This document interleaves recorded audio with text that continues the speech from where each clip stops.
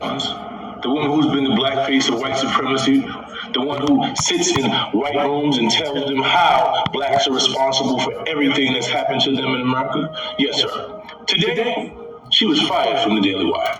And why, might you ask? After years of diminishing the black plight, saying that racism doesn't exist, saying that the lynchings of 3,500 people in a span of over 100 years wasn't really that much because of the population.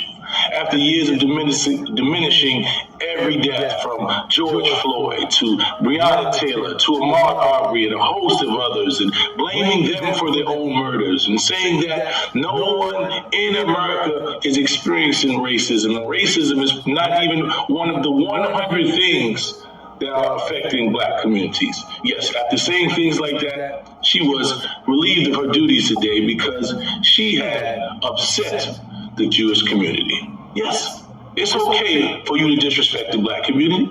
You can say what you want about the black community. You can diminish the plight here. You can say that Juneteenth is a fake holiday. You can say just about everything as a black person.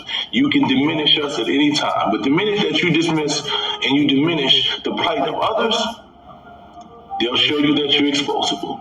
And Candice Owens found out the hard way that she wasn't that needed, that her black rhetoric that she spews about black people was the only thing that they needed her for. They didn't need her to talk about white issues. They didn't need her to talk about what's going on in the Jewish communities. Her opinion only matters when she's disrespecting black people. And she found that out today. And why might you say that I'm talking about this? Because recently, Candice Owens has been on the Black Tour. Yes, she's went to the Breakfast Club, also platforms like Joe Budden, and she's been spewing how much black she is and how much she loves black people and all of these things, but it's never showed it. She has never done anything to contribute to the growth of the black community. Not $1 has she contributed to any program to help black America.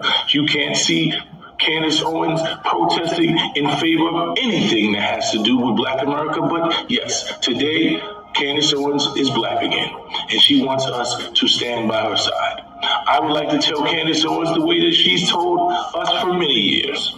Go, and I mean that in the most beautiful way possible. I don't want any harm to come to you physically, but I need you to have some level of atonement. I need you to sit in your room and think about how black people have felt about the words that you've used for the last 5 or 6 years. Yes, think about Ahmaud Arbery's mother.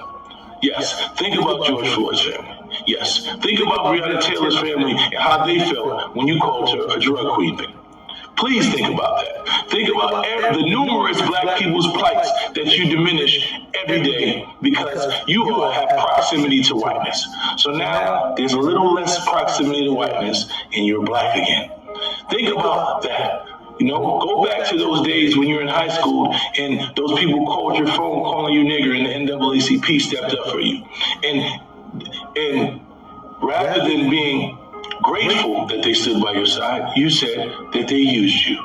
That they used you to raise funds. But you didn't say how they used you to raise funds for you. So you believe that an organization that decides to stand with you when no one else wants to stand with you should be poor. They should not have the funds to continue to run and stand by other black people because that's what you think. You think everything that's about black is a grift.